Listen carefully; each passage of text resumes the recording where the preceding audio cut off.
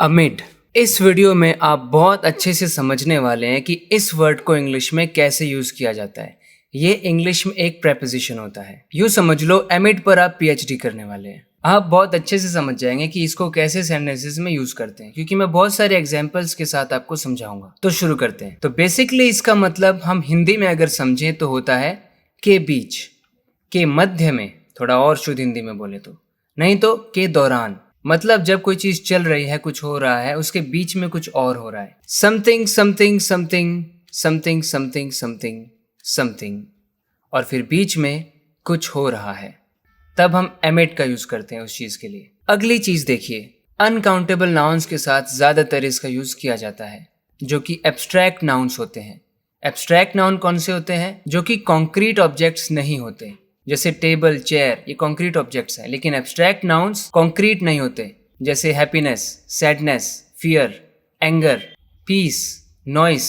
अमिट का मतलब है इन द मिडल ऑफ, या फिर सराउंडेड बाय समथिंग। हम इसका यूज करते हैं जब हमें बताना होता है कि कोई चीज in a particular situation, in a particular environment हो रही है। दूसरी चीज, अमिट की जगह कहीं कहीं पर आपको अमिडस्ट दिखाई देगा।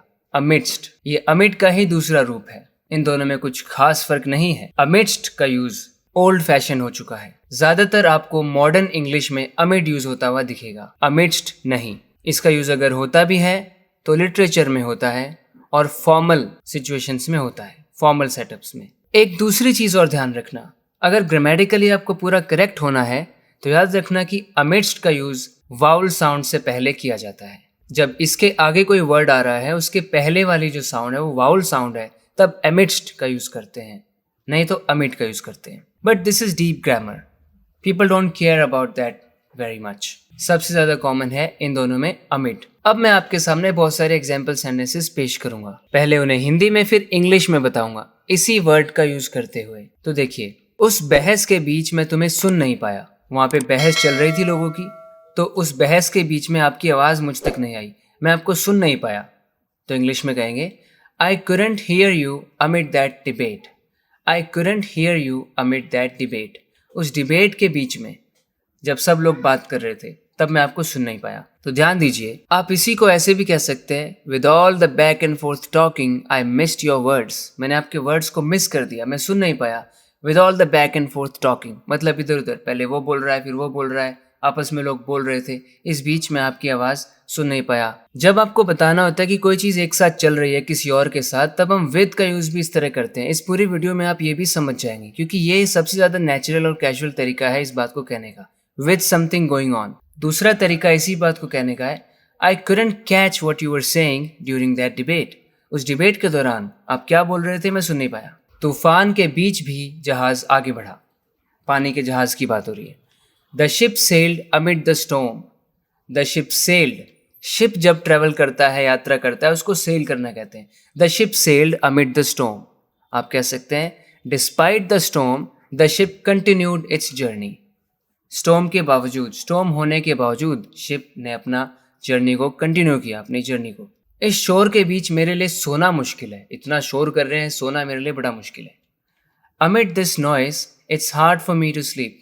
It's hard for me to sleep. With all this noise, it's hard for me to sleep. This is what I was telling you about. जब कोई एक चीज़ साथ में चल रही है तो उसके लिए हम with का यूज़ बहुत बार करते हैं, ये बताने के लिए कि वो चीज़ साथ में चल रही है। साथ में नॉइस चलता रहेगा अगर, तो मेरे लिए सोना बड़ा मुश्किल है।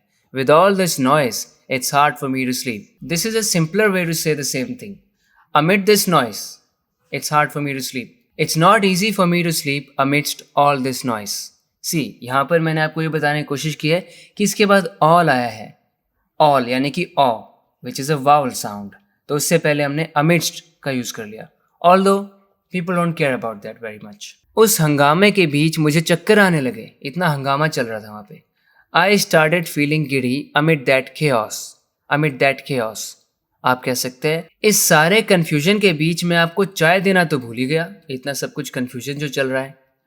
I forgot to serve you tea amidst all this confusion. इस सारे कंफ्यूजन के बीचों बीच मैं आपको चाय देना तो भूल ही गया।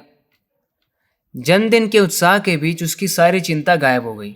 बताइए आप इसको कैसे कहेंगे?